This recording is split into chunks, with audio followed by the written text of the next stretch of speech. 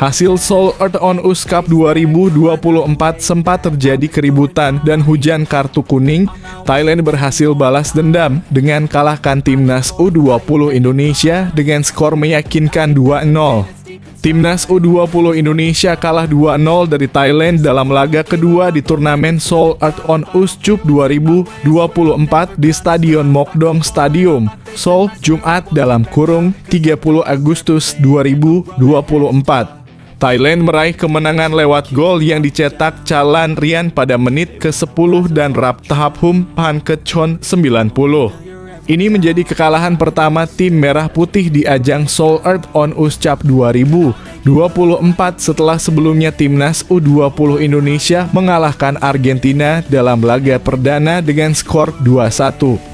Hasil ini seperti ajang balas dendam bagi Thailand setelah sebelumnya mereka dikalahkan timnas U19 Indonesia di final ASEAN Cup U19 2024 dengan skuad yang sama.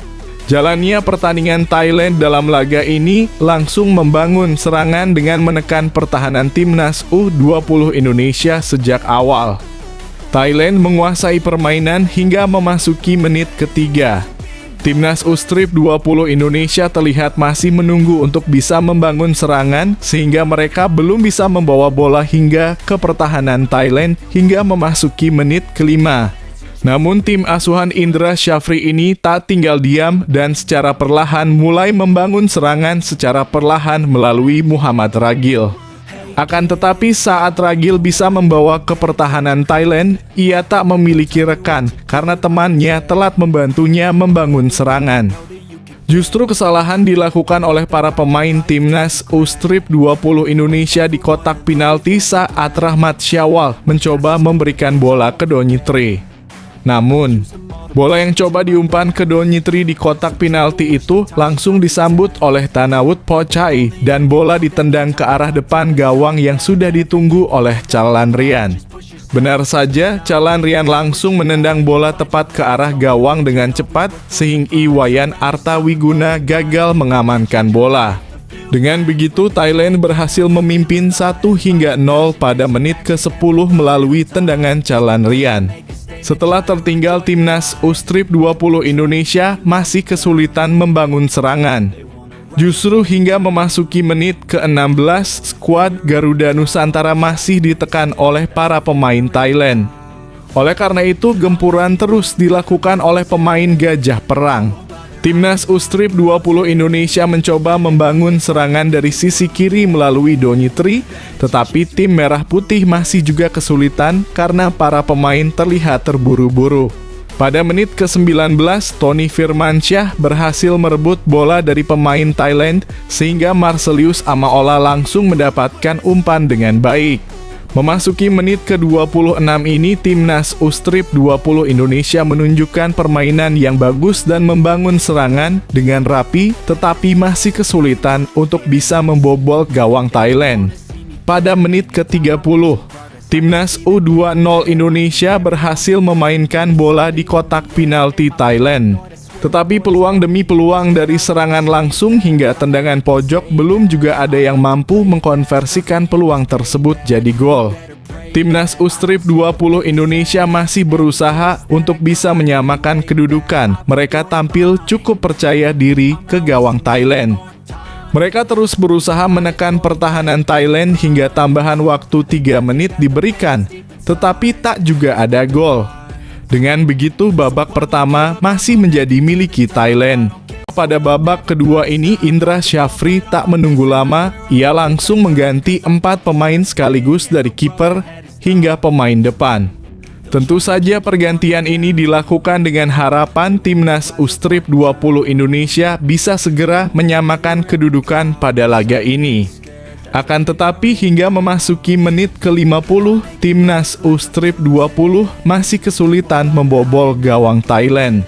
Tendangan penjuru didapatkan tim Merah Putih pada menit ke-51, tetapi tendangan dari Iqbal Gwijangge justru kelar dari sisi kanan mistar gawang Thailand. Untuk itu, tim Merah Putih belum juga mampu mencetak gol hingga memasuki menit ke-56. Pada menit ke-59, Chamara Ousmane berhasil memberi ancaman dengan melakukan tendangan langsung ke gawang Thailand, tetapi tendangannya masih jauh di atas mistar gawang. Oleh karena itu, timnas U-Strip 20 Indonesia masih kesulitan untuk membobol gawang lawan. Setelah perubahan pemain ini, timnas U-Strip 20 Indonesia memang tampil lebih bagus dan terus menyerang pertahanan Thailand dari Arliansyah, Chara, hingga Tony Firmansyah. Beberapa peluang didapatkan oleh timnas U-Strip 20, tetapi mereka masih kesulitan untuk bisa menyarangkan gol. Untuk itu, pada menit ke-73 Indra Syafri memasukkan Jida Bin dengan harapan ada perubahan permainan. Jida Bin yang baru masuk pun langsung berhasil memberi ancaman ke gawang Thailand, tetapi tendangannya masih berada di atas gawang. Indra Syafri pada laga ini benar-benar memberi kesempatan kepada para pemain, sehingga banyak pemain yang diganti, tetapi hingga menit ke-83 belum juga ada gol. Pada menit ke-84, wasit memberi kartu kuning kepada pelatih Thailand Emerson. Jida Bin pada menit ke-86 harus ditanduk keluar karena salah tumpuan, sehingga kakinya sedikit menekuk saat turun habis menyundul bola.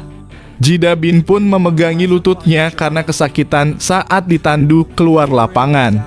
Thailand berhasil kembali mencetak gol pada menit ke-90 melalui gol yang dicetak oleh Rapthapum Phankechon. Keributan sempat terjadi pada menit ke-90+3 karena pemain Thailand emosi dengan Mufdi dan wasit serta tim pelatih Gajar Perang pun memisahkan pemain hingga laga kembali bergulir. Namun dalam tambahan waktu 6 menit ini tak ada gol lagi, sehingga Thailand menang 2-0 atas Indonesia. Saudi Shin Tae-yong punya 10 pemain Eropa, Roberto Mancini nyaris full lokal, tapi lokalnya bermain sama sang fenomenal Cristiano Ronaldo. Berikut peta kekuatan skuad timnas Indonesia dan Arab Saudi. Seperti yang diketahui, timnas Indonesia akan menjalani laga melawan Arab Saudi pada 6 September mendatang. Ini merupakan laga perdana grup C putaran ketiga kualifikasi Piala Dunia 2026 zona Asia. Timnas Indonesia dan Arab Saudi belum lama ini telah merilis daftar pemain yang bakal dipersiapkan untuk laga tersebut. Pertama adalah Timnas Indonesia. Shin Tae-yong memutuskan untuk memanggil sebanyak 26 pemain. Dari 26 pemain tersebut, 13 diantaranya bermain di luar negeri. Rinciannya yakni 10 dari Eropa, 1 dari Amerika, dan 2 lainnya bermain di Asia. Untuk lebih jelasnya, berikut 10 pemain timnas Indonesia yang bermain di Eropa: Sandy Walsh, KV Mechelen Belgia, Justin Hubner, Wolverhampton Wanderers Inggris, J. Izzas Venezia Italia, Marcelino Ferdinand, Oxford City Inggris, Ivar Jenner FC Utrecht Belanda, Nathan Chu Aon Swansea City Inggris, Calvin Verdonk NEC Nijmegen Belanda, Heine Patenama Kas Open Belgia, Rafael Struijk ADO Den Haag Belanda, Ragnar Orotmangoen Dender Belgia. Sedangkan 2 pemain dari Asia, yakni ada Asnawi Mangkualamport FC Thailand dan Pratama Arhan Suwon FC Korea Selatan. Maarten Paes merupakan satu-satunya pemain timnas Indonesia yang bermain di Amerika bersama FC Dallas. Beralih ke timnas Arab Saudi, Roberto Mancini memutuskan memanggil sebanyak 31 pemain dalam persiapan menjamu timnas Indonesia. Dari 31 pemain yang ada, hanya ada 1 nama yang bermain di luar negeri. Sosok yang dimaksud yakni Saud Abdul Hamid. Saud Abdul Hamid belum lama ini resmi menjadi bagian dari klub asal Italia, AS Roma. Namun timnas Indonesia tetap patut waspada. Seperti yang diketahui, Liga Arab Saudi sudah naik kelas ketika kedatangan banyak pemain bintang. Roberto Mancini sendiri bahkan memanggil 7 pemain rekan setim Cristiano Ronaldo di Al Nassr.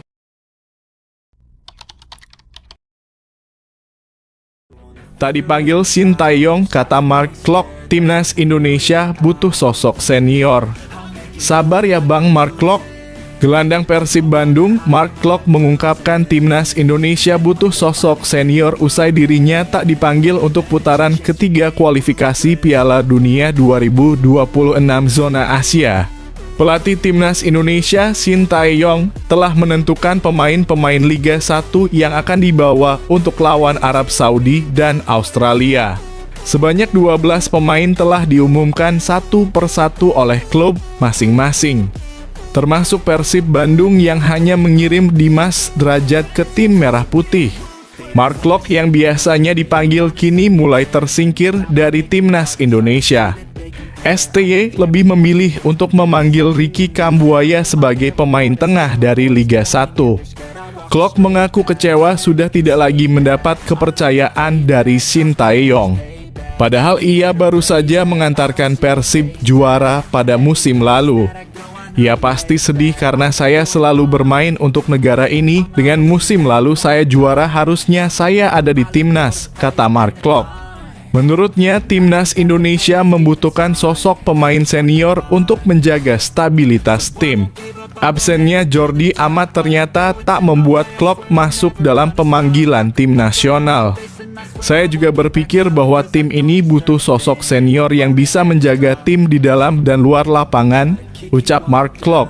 Dengan absennya Jordi dan Mark Klok, maka Sandy Walsh kemungkinan akan menjadi pemain paling senior di timnas Indonesia. Meski begitu, Klok mengaku tetap menerima keputusan dari tim pelatih. Ia akan bekerja keras untuk bisa kembali mendapat panggilan tim nasional. Saya selalu hormat dengan tim pelatih, ini sepak bola, saya harus kerja keras lagi supaya dapat panggilan lagi, ucap Mark Klok. Saya tetap mendukung mereka apapun keputusannya. Kami harus menang untuk negara ini, ujarnya menambahkan. Gelandang berusia 31 tahun itu berharap Indonesia bisa meraih hasil terbaik lawan Arab Saudi dan Australia.